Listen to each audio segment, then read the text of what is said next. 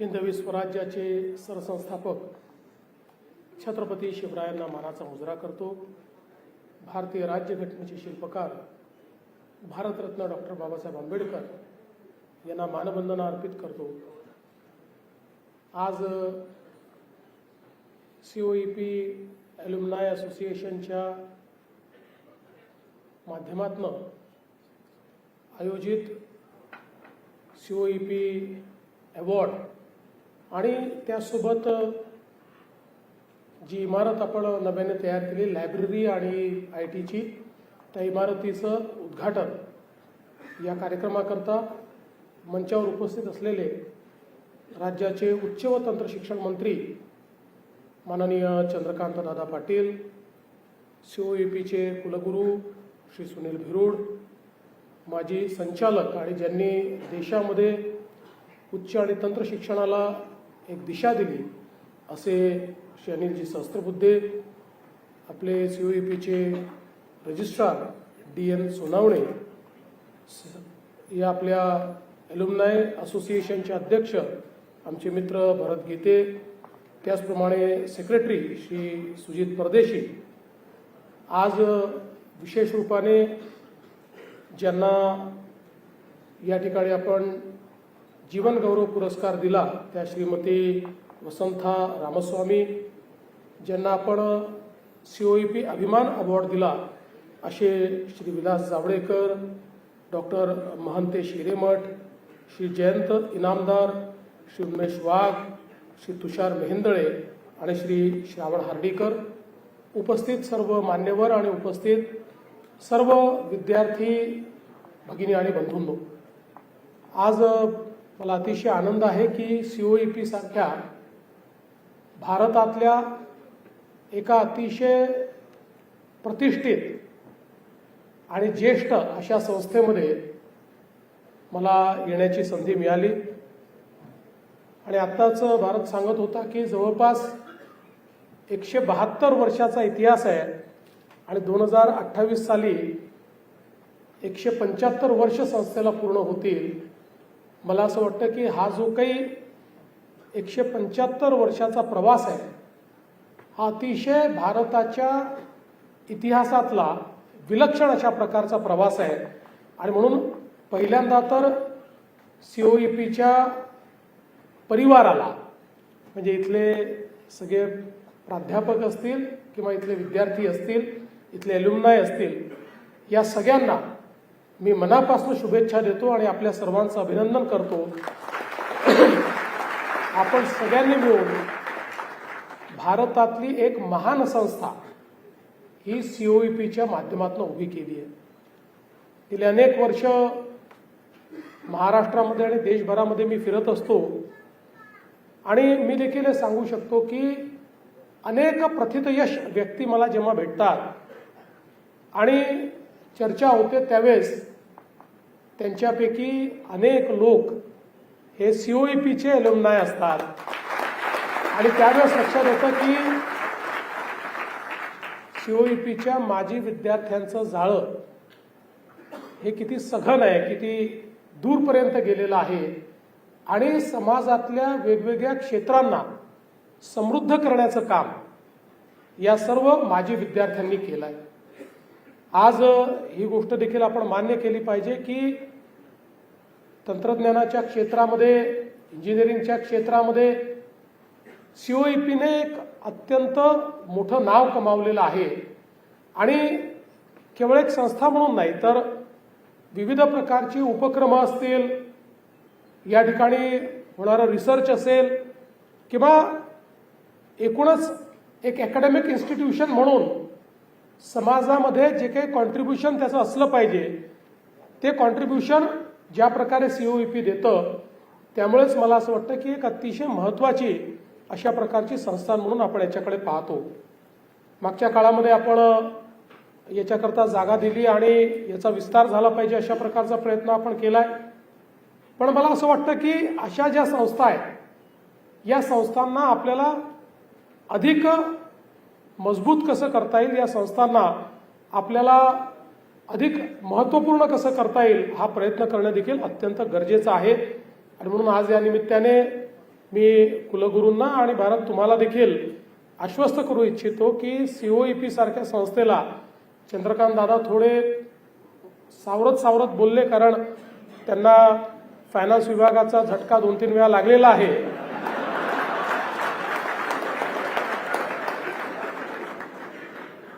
पण दादा तुम्ही काळजी करू नका, आपण जर COEP सारख्या संस्थेला मदत केली नाही तर करायची कोणाला?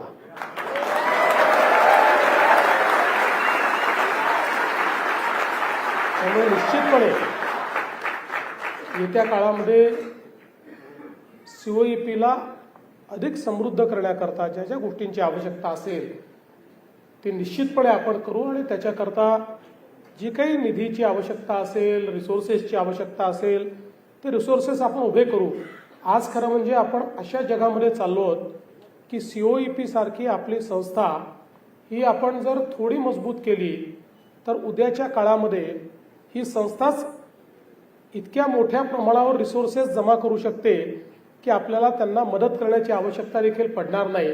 आणि जगात आपण जर बघितलं असेल तर जगातला अकॅडमिया जो आहे हा पूर्णपणे स्वतःच्या भरोशावर चालतो, कारण ही केवळ ज्ञान केंद्र नाही आहे, तर समाजामध्ये आपण जे काही नवनिर्मिती करतो त्या नवनिर्मितीला हातभार लावणारी, त्याच्यामध्ये सहभागी होणारी केंद्र म्हणून ही सगळी आपली अकॅडमिक इन्स्टिट्यूशन्स असतात.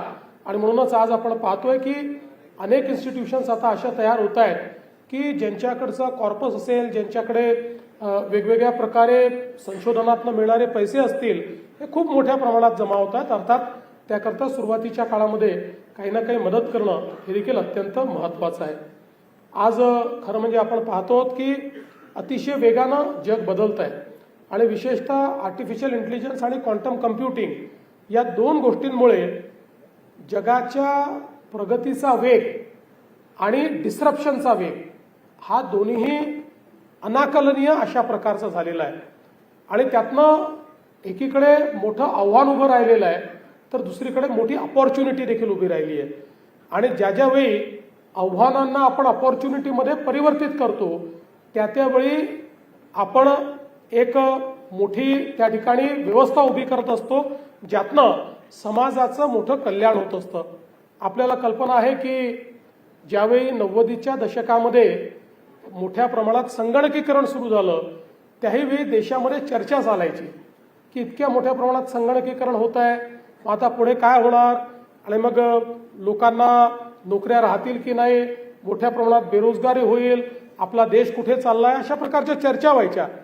पण हळूहळू आपल्या देशामध्ये आपण तशा प्रकारचा ह्युमन रिसोर्स तयार केला आणि त्यानंतर पहिल्यांदा जेव्हा .com बूम आलं, मग सिलिकॉन व्हॅली तयार झाली आणि त्या ठिकाणी आपल्या भारतीय विद्यार्थ्यांनी, भारतीय तरुणांनी एक प्रकारे सगळी सिलिकॉन व्हॅली व्यापून टाकली आणि या .com पासून सिलिकॉन व्हॅलीपर्यंतच्या IT बूममध्ये भारतीयांनी आपली शक्ती काय आहे ही दाखवून दिली आणि जगामध्ये भारतीयांकडे पाहण्याचा दृष्टिकोन हा जगाचा बदलला. आणि याचं श्रेय हे मोठ्या प्रमाणात आपल्या अभियंत्यांना आणि आपल्या IT इंजिनियर्सला आपल्याला निश्चितपणे द्यावं लागेल. आज पुन्हा एकदा एक नवीन प्रकारे आपण एका नवीन वळणावर उभे आहोत आणि हे वळण हे अर्थातच AIचं आणि क्वांटम कम्प्युटिंगचं आहे. आणि मला विश्वास आहे की याही क्षेत्रामध्ये आपण जर योग्य पावलं उचलली तर आपण पुन्हा एकदा जगाला व्यापू शकतो. कारण आर्टिफिशियल इंटेलिजन्स हा किती मोठा असला तरी आमच्या भारतीय तरुणांमध्ये जो नॅचरल इंटेलिजन्स आहे तो त्या आर्टिफिशियल इंटेलिजन्सचा योग्य उपयोग करून या ठिकाणी निश्चितपणे डिस्रप्टिव्ह टेक्नॉलॉजीज तयार करू शकतो आणि त्यातनं मोठ्या प्रमाणात परिवर्तन घडवू शकतो. आज आपण पाहतो आम्ही वेगवेगळ्या प्रकारच्या हॅकेथॉन्स जेव्हा आयोजित करतो त्यावेळी त्या हॅकेथॉन्समध्ये आपले तरुण ज्या प्रकारे आर्टिफिशियल इंटेलिजन्सचा उपयोग करून एक मॉडेल तयार करतात आणि त्यातनं त्याची स्केलेबिलिटी पाहिल्यानंतर अक्षरशः असं लक्षात येतं की किती मोठ्या प्रमाणात परिवर्तन घडतंय. मागच्या काळामध्ये आपण पुण्यामध्येच ॲग्री हॅकेथॉन आयोजित केला होता. या ॲग्री हॅकेथॉनमध्ये अनेक लोकांनी इतक्या चांगल्या प्रकारचे प्रयोग आपल्यासमोर केले.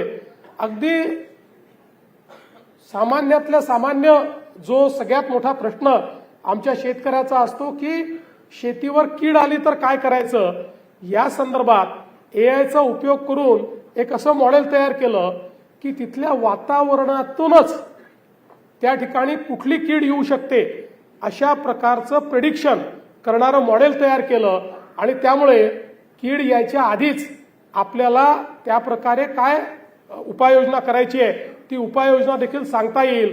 अशा प्रकारचे अनेक मॉडेल हे आता नव्याने तयार होत आहेत.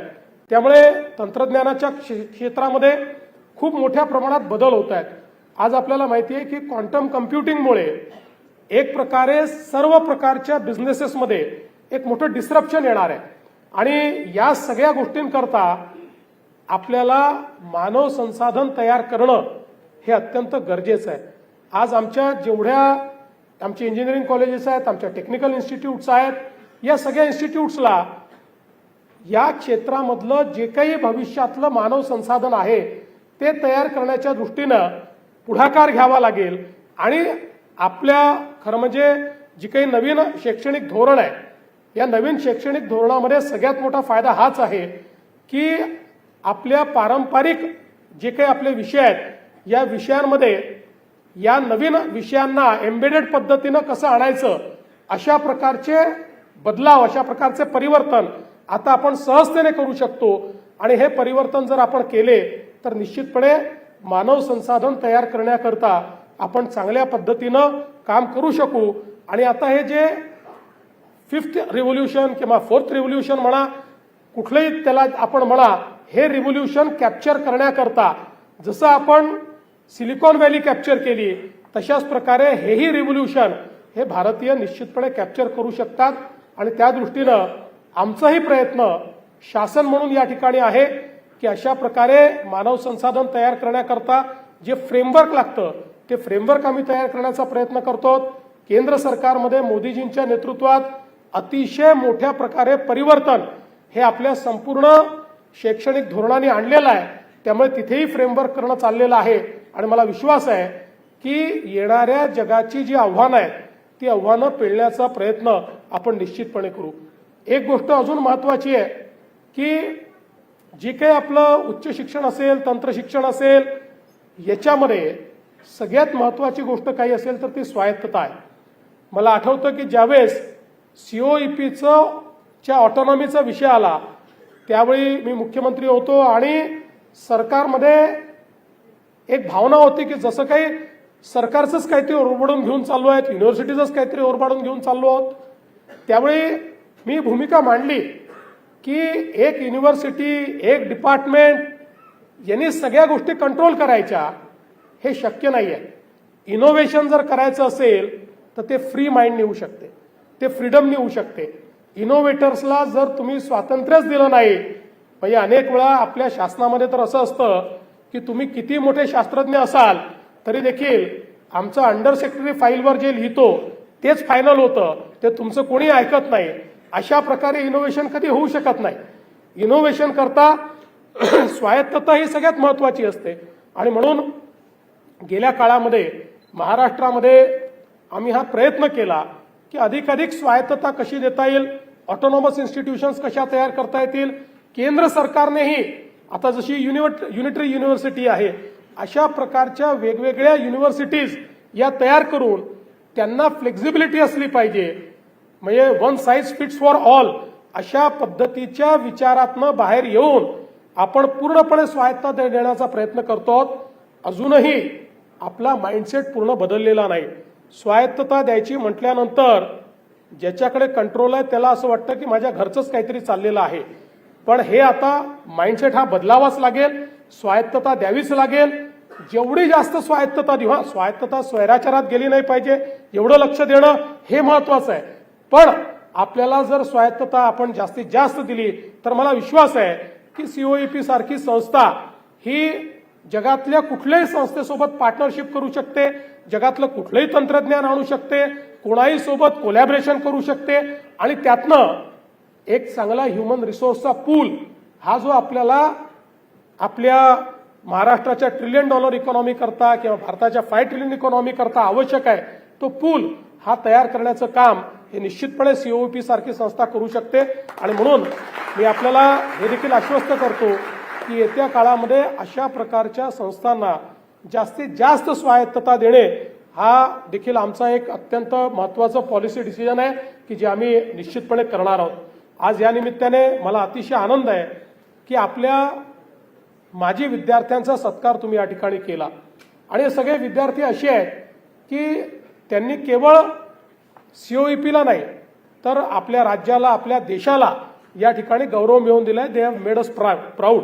आणि मला असं वाटतं की अशा प्रकारचे जे आमचे विद्यार्थी आहेत त्या विद्यार्थ्यांचा सत्कार करणं हे याकरता देखील आवश्यक आहे की जोपर्यंत नवीन पिढीला रोल मॉडेल्स कोण आहे हे समजणार नाही तोपर्यंत कुठल्या मार्गाने जायचं हेही कळणार नाही।